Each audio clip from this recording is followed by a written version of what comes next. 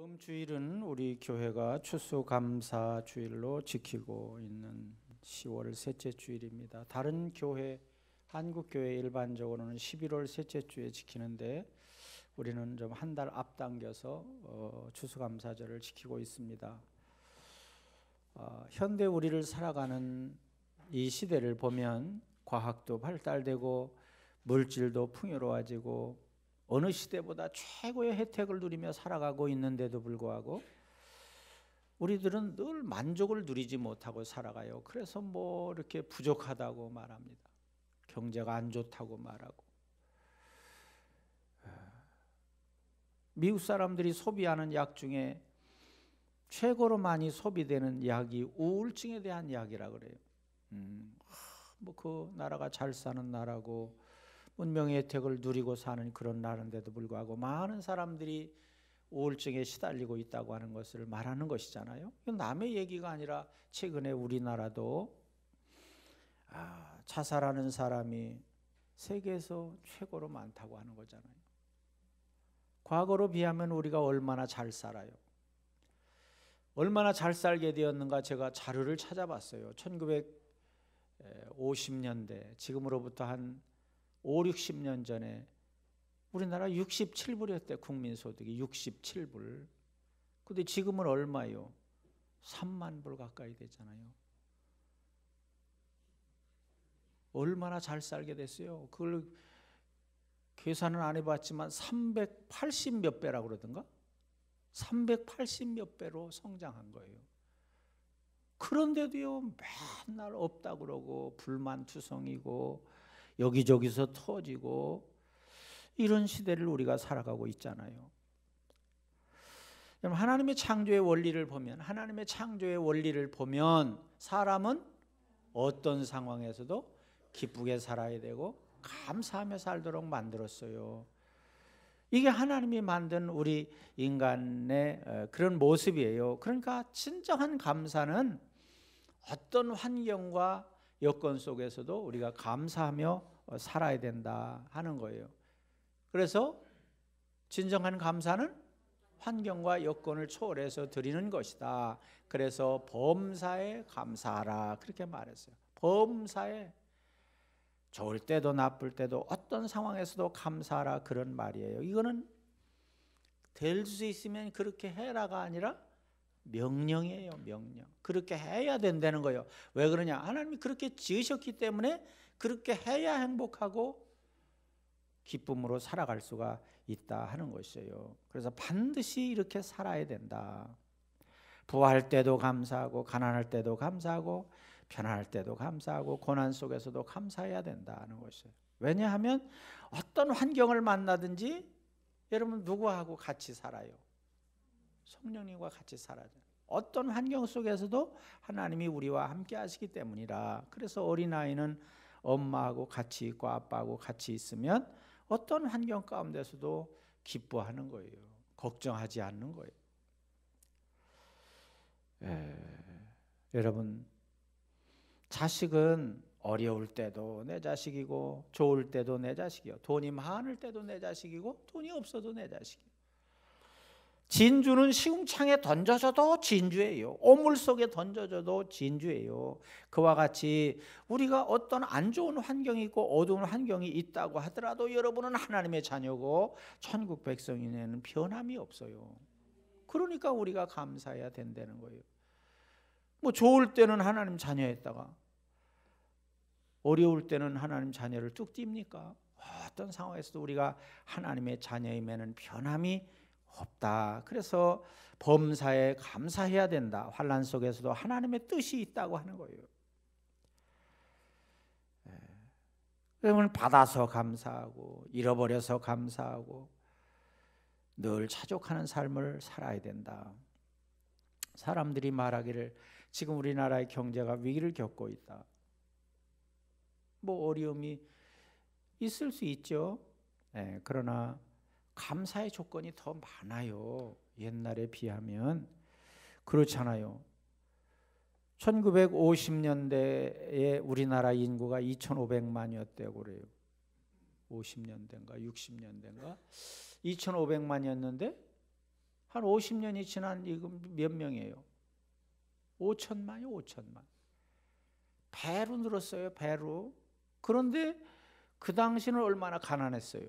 먹을 것이 없어가지고 얼마나 가난하게 살았어요. 우리 젊은 사람들은 모르지만 우리 어른들은 다 아는 거잖아요. 그런데 인구가 배로 늘었으니까 가난할 때 보면 배로 더 어려워야 되는데 인구는 배로 늘고 사는 거는 380배가 더 나아졌어요.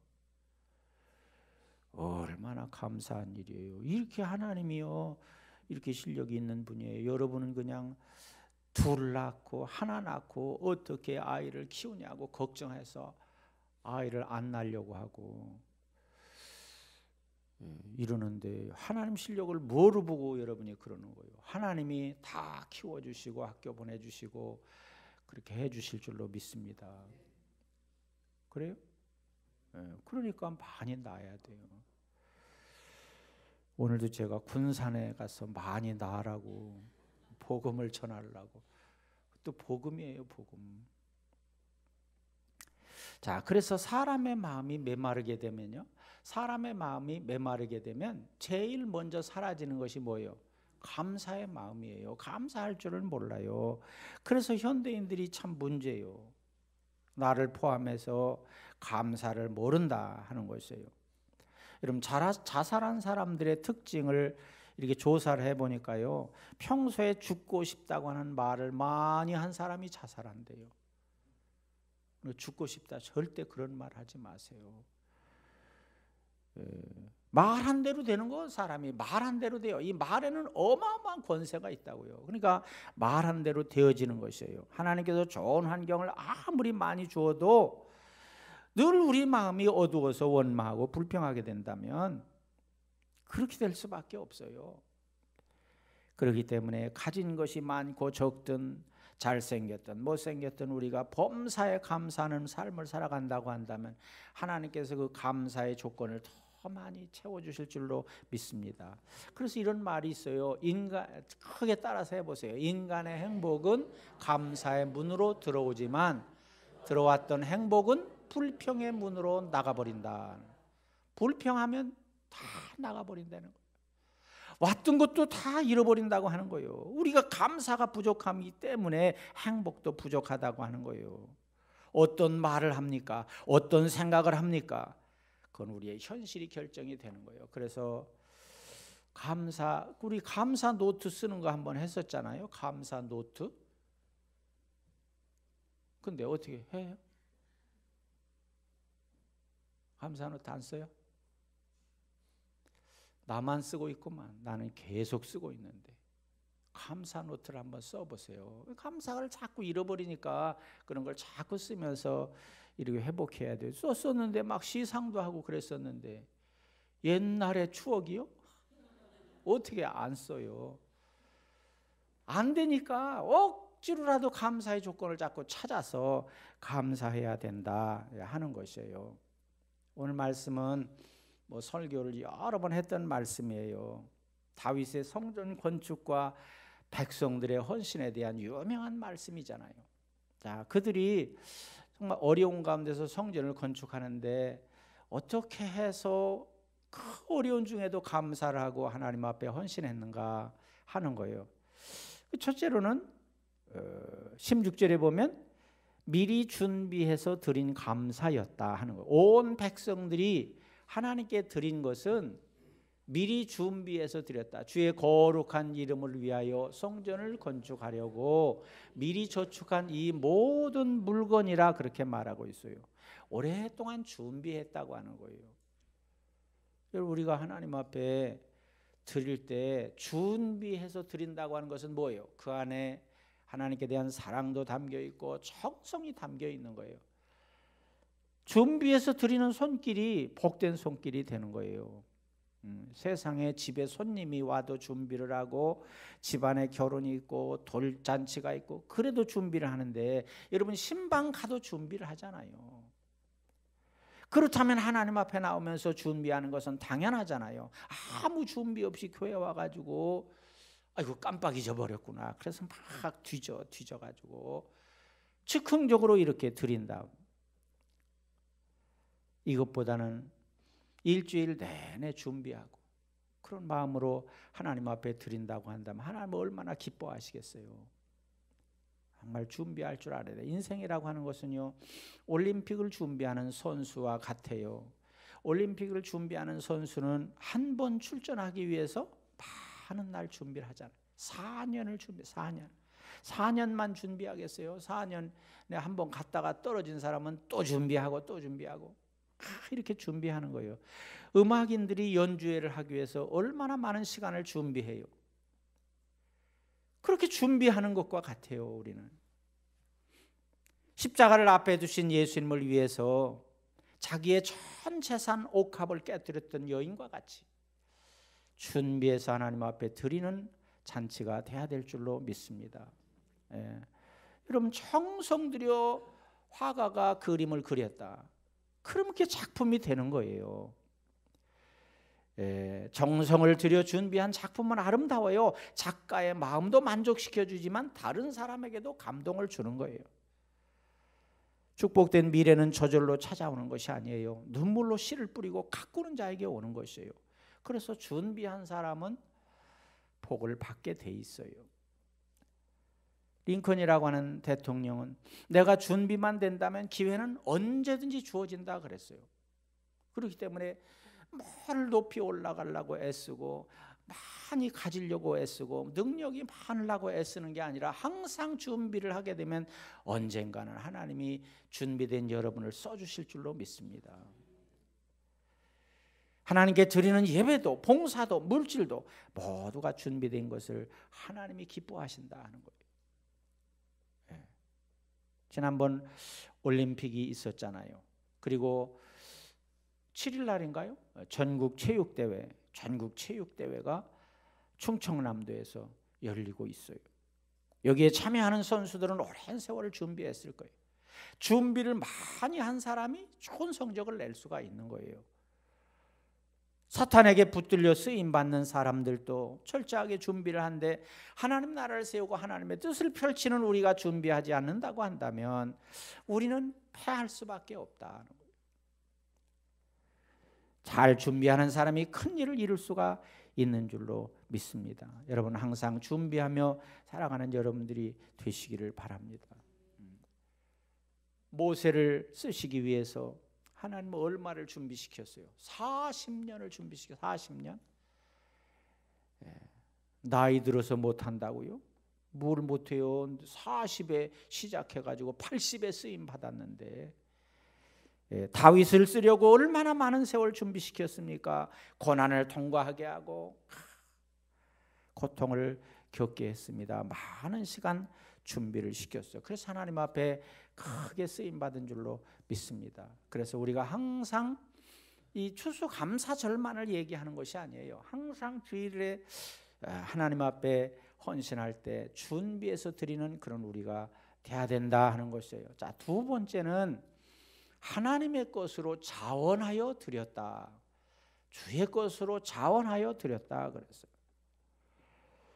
우리가 살고 있는 환경으로부터 우리의 생명에 이르기까지 우리의 모든 것은 하나님의 것인 줄로 믿습니다.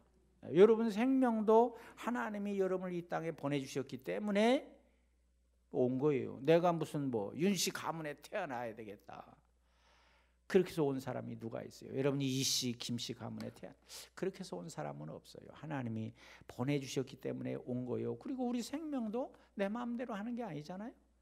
오래 살고 싶다고 오래 살고 조금 살다 가고 싶다고 그래서 가고 그러는 게 아니에요. 하나님의 권한 속에 있는 거예요. 물질, 재능 모든 것이 다 마찬가지예요. 혹시 여러분 것이 있으면 한번 얘기해 보세요. 여러분의 거 뭐가 있어요? 예?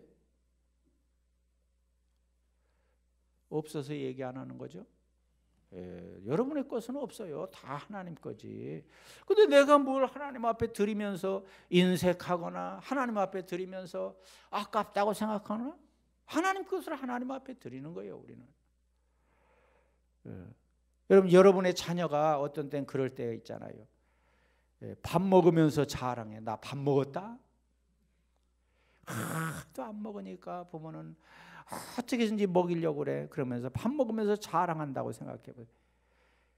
공부하면서 대가를 바라본다고 그래요. 공부. 나 이 공부 잘했으니까 뭐 주세요.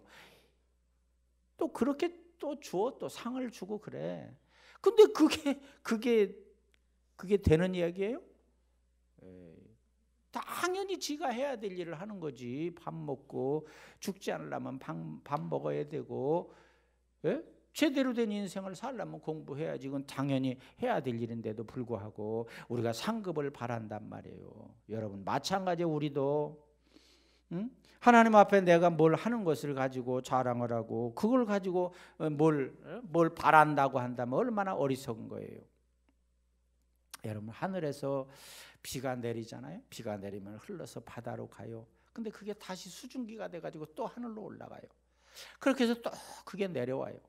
하나님의 은혜도 마찬가지야. 하나님께서 여러분에게 은혜 주시고 물질 주시고 건강 주시고 그런 것은 다 하나님이 주신 것이다. 하나님의 은혜로 되어진 것이다. 그래서 우리는 어떤 것이든 여러분이 물질이 되었든 또 여러분이 은사가 되었든 여러분의 몸이 되었든 무엇이 되었든지 간에 우리가 하나님 앞에 헌신한다고 하는 것은 하나님의 것을 하나님 앞에 드리는 것인 줄로 믿습니다. 여러분 유명한 달란트의 비유에서 보면 부자 주인이 자기 재산을 여러 종에게 나눠 주었어요. 그리고 관리를 잘 하세요. 그리고 외국을 갔어요. 외국을 가서 그냥 끝났으면 얼마나 좋겠어요. 이게 다 내 재산이다 이렇게 했을 텐데 이 주인이 얼마 있다가 온다는 거예요. 오면 뭘 찾겠어요? 오면 자기 재산을 어떻게 관리했는가 그걸 찾는 거지. 그래서 성경은 두 글자로 뭘 했다 그래서 주인이 결산했다 그래서 결산했다. 반드시 결산이 있어요. 학생도 공부를 하면 결산이 있어요. 그래서 11월 17일 날 수능고사를 보는 거예요. 수년 동안 준비한 것을 결산하는 날이에요. 회사에서 사업을 하면 결산이 있어요. 12월 말로 하는 사람도 있고 3월 말로 하는 회사도 있고 여러 종류가 있지만 어쨌든 결산을 해야 돼. 그래서 그 결산의 실적에 따라서 국가에 세금도 내고 우리 종업원들에게 보너스도 주고 뭐 이렇게 하는 거예요. 결산이 있어요. 여러분 인생에도 반드시 결산이 있어요.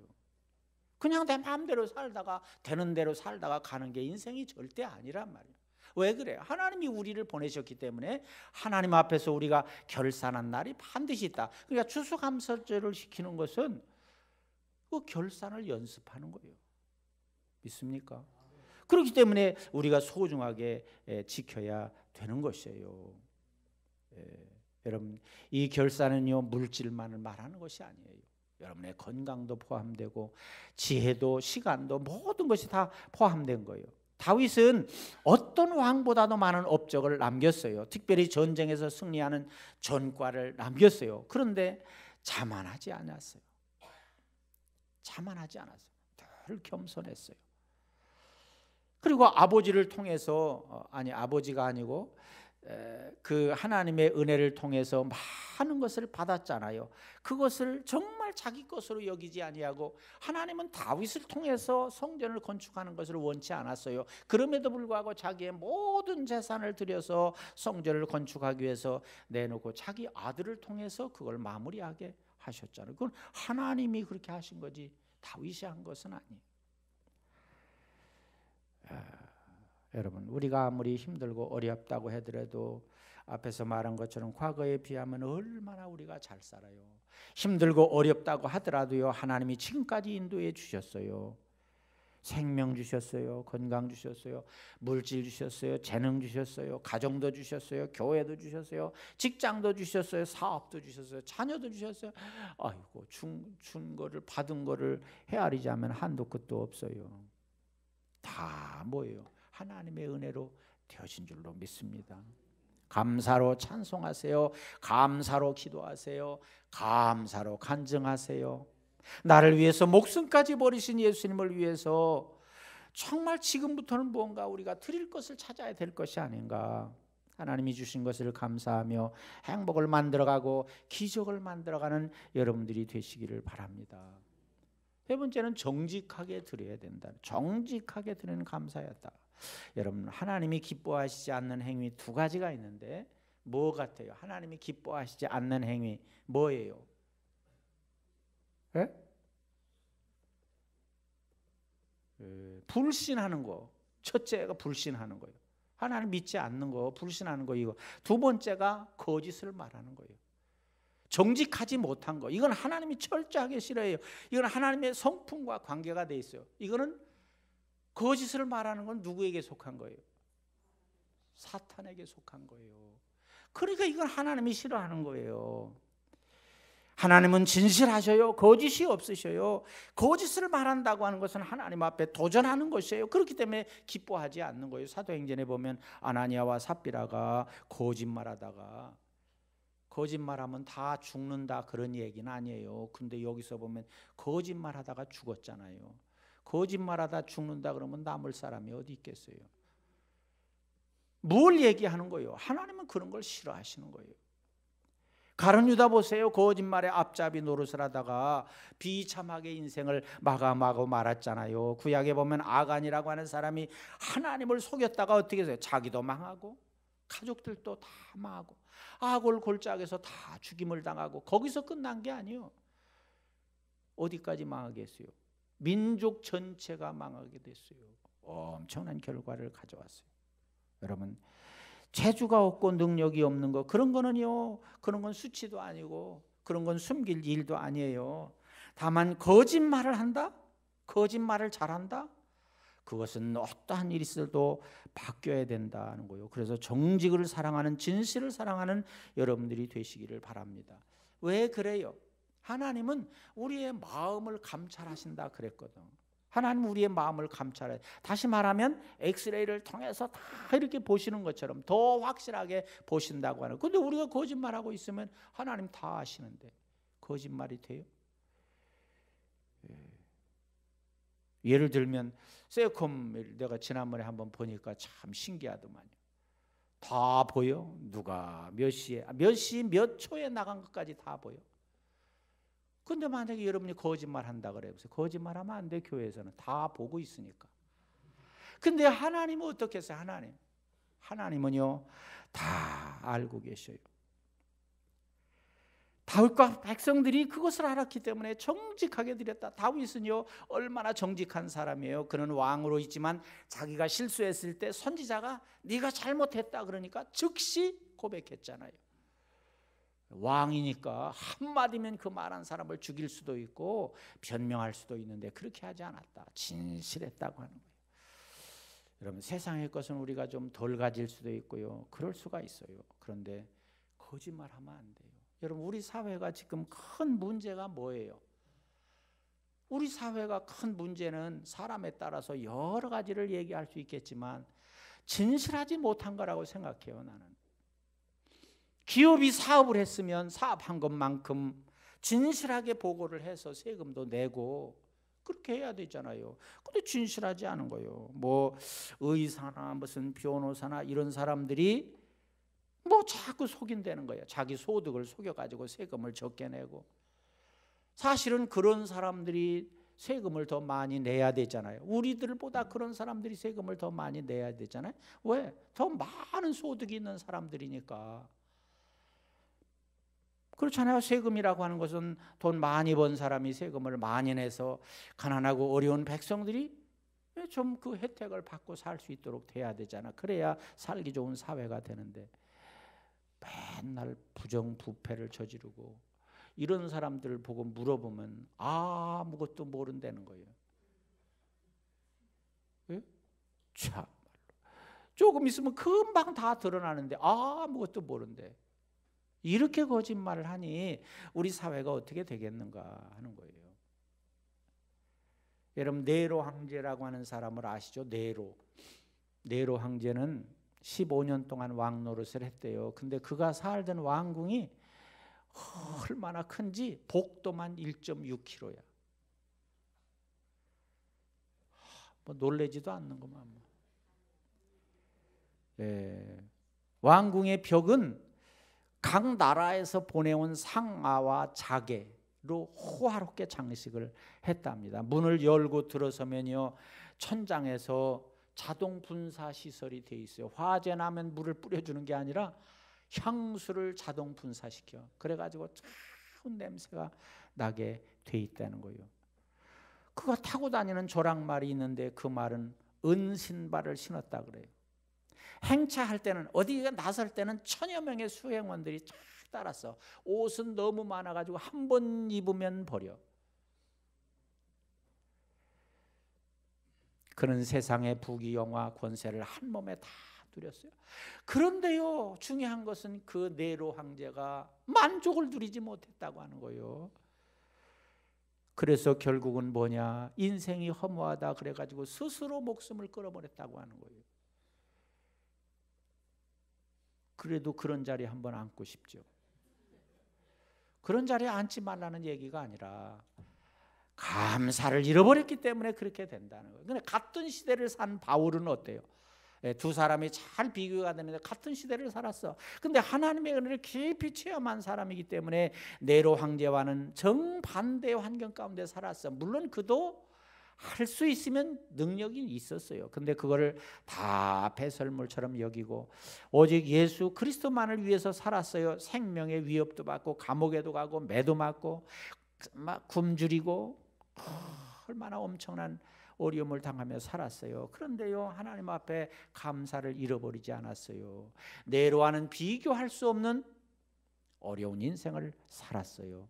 그런데 바울은 세계에 다니면서 그리스도의 복음을 전해서 지금도 바울, 사람 이름을 지어도 바울의 기념교회가 그 당시의 역사를 생생하게 증거하고 있고, 바울이 그 복음을 전해서 결국 우리들에게까지 복음이 전해진 줄로 믿습니다. 엄청난 비교된 삶을 살았어요. 이렇게 하나님 앞에 감사하는 사람은 이런 능력을 이루며 산다는 것이요. 그리고 네 번째는 즐겁게 드렸다. 즐겁게 드렸어요. 드린다고 하는 것은 손해보는 거잖아요. 내 것이 밖으로 나가는 거잖아요. 보통 사람들은 안 주고 내가 가지고 있는 것이 부자가 되는 것이라고 생각을 해요. 그러나 창조의 질서를 보면 내보낼 것은 내보내야 돼요. 예? 창조의 질서, 하나님의 원리는 잘 베풀어야 돼요. 그래야 잘 살도록 만들어 놨어요. 여러분, 우리 신체 구조도 보세요. 여러분이 오늘 어떤 음식을 먹고 왔는지 내가 확인은 안 했지만 반드시 내일 되면 어떻게 해요? 아무리 아까워도 내일 되면 배설할 것을 나는 예언합니다. 영양가가 있다고 해서 그걸 내가 끌어안고 있으면 어떻게 돼요? 그 죽는 거예요. 자꾸 배설을 해야 된다는 거예요. 여러분, 남부지방에 비가 많이 왔을 때 물론 제가 가보진 않았지만 뉴스를 보니까 엄청나게 많은 물이 막 도로를 휩쓸고 집도 떠내라고 그랬어요. 왜 그래요? 비가 온 그 물의 양에 비해서 배수구를 통해서 배설을 하지 못하기 때문에 그렇게 되는 거잖아요. 비가 아무리 많이 와도 그 양을 그냥 보낼 수 있는 시설만 돼 있다고 한다면 그런 사고가 안 생기잖아요. 이와 같아요. 그러니까 옛날에는 배가 고파 죽고 지금은 배불러서 죽는 시대가 됐잖아요. 그렇잖아요. 너무 많이 먹어서 온갖 질병도 생기고 비만도 생기고 그렇게 되는 거잖아요. 그러니까 많이 먹지 말라는 얘기는 아니에요. 많이 먹으면 많이 먹은 만큼 배설을 해야 돼. 운동을 통해서 땀으로 보내든가 아니면 또 뭐로 해서 배설을 해야 돼요? 하여튼 배설을 해야 돼요. 어떤 방법을 통해서든 배설을 해야 우리가 건강을 유지할 수가 있다. 그래서 하나님께서는 그런 삶을 살아가는 사람들에게 약속했어요. 주라, 그리하면 너희에게 줄 것이니 곧 후히 되어 누르고 흔들어서 넘치도록 하여 너희에게 안겨주리라 그랬어요. 주는 자에게 하나님이 복을 더하신다고 하는 거예요. 그러니까 줄 줄 알아야 돼요. 주라고 하는 명령은 우리가 축복을 받게 하려는 하나님의 사랑이에요. 주라, 그건 여러분 망하게 하는 것이 아니에요. 여러분을 더 잘되게 하고 여러분에게 복을 주기 위한 하나님의 방법이라 하는 것이요. 그래서 뭐라고 그랬어요? 사도행전에 보면 주는 것이 받는 것보다 복이 있다 하심을 기억하여야 할지니라 그랬어요. 드리는 것이 최상의 투자예요. 어떤 부잣집 마나님이 남편이 여행을 하고 돌아왔는데 아주 비싼 카페트를 선물로 했어요. 여성들은 그런 거 선물 받으면 기분이 좋잖아요. 그래서 어떻게 했어요? 거실, 제일 잘 보이는 거실에다가 다 깔았어요. 근데 이게 깔고 난 다음에는 그 다음 단계가 뭐예요? 여성들의 마음속에는 깔고 난 다음에는 뭐예요? 누워서 자요? 다음 단계 있잖아요. 자랑을 해야지. 누가 좀 봐줘야 되잖아요.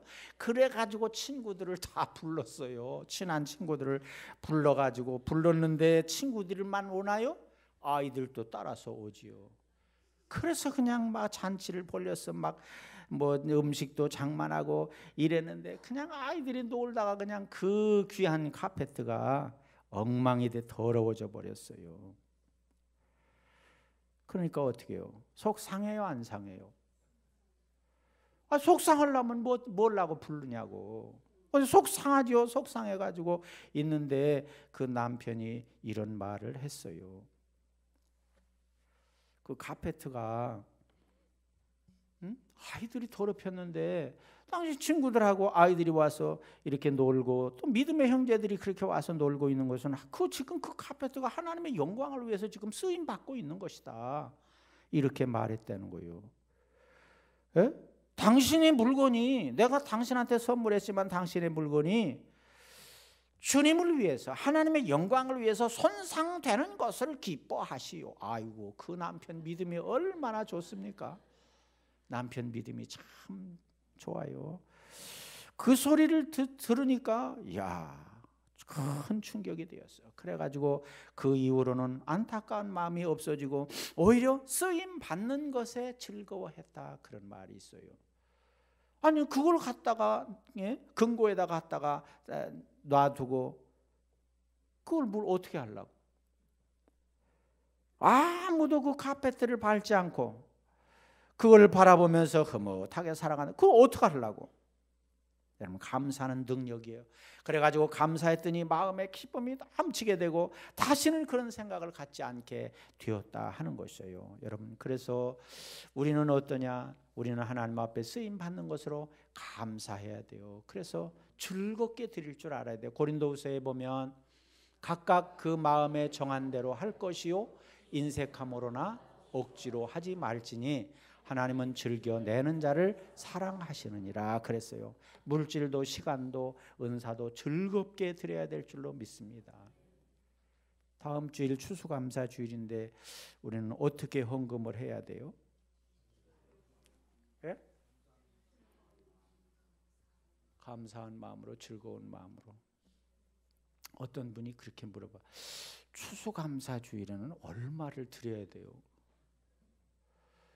이거 참 목사가 가끔 어려운 질문을 많이 받는데 이게 참 어려운 질문이에요. 그럼 내가 속으로 얼마 해야 된다면 할 거예요? 그런 말은 못하고 속으로 얼마를 해야 될 것 같아요? 대답할 수 있어요? 성령님이 감동 주시는 대로 이렇게 하셔야 돼요. 그걸 자꾸 깎으려고 그러지 말고. 그럼 목사님은 얼마를 하세요? 나보고 물어봐. 왜 재정부 장로님이 계신데 왜 나보고 물어봐? 그러면 내가 속으로 그러면 나 하는 대로 할 거예요? 그런 말은 못했지만 정말 우리가 기도하면서 준비하면서 드려야 된다. 그냥 즉흥적으로 아이고 주보에 또 봉투를 끼워주니까 할 수 없어서 드리는 그런 감사가 되면 어떻게 하나님 앞에 인정받고 쓰임받겠는가 하는 거예요. 그래서 오늘 어떤 마음으로 드려야 될 것인가에 대한 말씀을 드렸는데 꼭 그런 마음 가지고 드리시는 여러분이 되시기를 바랍니다. 여러분 인생은요 잠시 세상에 살다 가는 나그네와 같아요. 아무렇게나 소망 없이 되는 대로 살아가는 존재는 더욱 아니에요. 참되신 하나님을 찬송하며 그 하나님의 계획한 하나님의 뜻을 이루어 가는데 쓰임 받는 존재들이에요. 하나님 누구를 통해서 하나님 일을 하셔요? 바로 여러분을 통해서 하는 거예요. 대통령이나 장관을 통해서 하는 게 아니에요. 대학교 총장을 통해서 하는 게 아니에요. 시장을 통해서 하는 게 아니에요. 물론 그분들이 예수님을 잘 믿는다고 한다면 그분들도 쓰임 받을 수 있어요. 그러나 중요한 것은 오늘 이 시대에 바로 믿음의 여러분들을 향해서 하나님을 아버지라고 부르는 여러분들을 통해서 하나님이 쓰신다고 하는 거예요. 얼마나 감사해요. 우리 인생은요, 길이에 따라 평가되는 것이 아니에요. 얼마나 오래 살았느냐에 따라서 인생을 성공했느냐, 그렇게 하는 게 아니에요. 뭐로 평가돼요? 내용에 따라 평가되는 거예요. 내가 단 얼마를 살았든 무슨 일을 하며 살았는가, 그것으로 평가된다고 하는 사실이에요. 그래서 정말 나같이 보잘것없고 연약한 나를 예수 그리스도 안에서 구원해 주시고 지금까지 하나님의 뜻을 이루기 위해서 쓰시고 있다고 하는 사실이 얼마나 감사한가. 이 감사가 넘치는 삶이 되어야 될 줄로 믿습니다. 그럴 때 여러분의 삶에 사랑이 넘치고 평화가 넘치고 기쁨이 넘치게 될 줄로 믿습니다. 그러니까 열매를 많을수록 좋잖아요. 열매는 쭉정이는 많을수록 안 좋잖아요. 감사는 많을수록 좋고 불평불만은 적을수록 좋잖아요. 그럼 뭐 해야 돼요? 그럼 감사해야지. 감사가 넉넉한 삶을 살아가는 여러분들이 되시기를 바랍니다. 그래서 우리 이번 추수감사절에 감사가 풍요로워서 여러분 모두, 또 가정 모두, 우리 교회 모두가 풍요로움을 체험하는 그런 놀라운 추수감사절이 될 수 있도록 준비하는 여러분들이 다 되시기를 주님의 이름으로 축원합니다. 기도하겠습니다.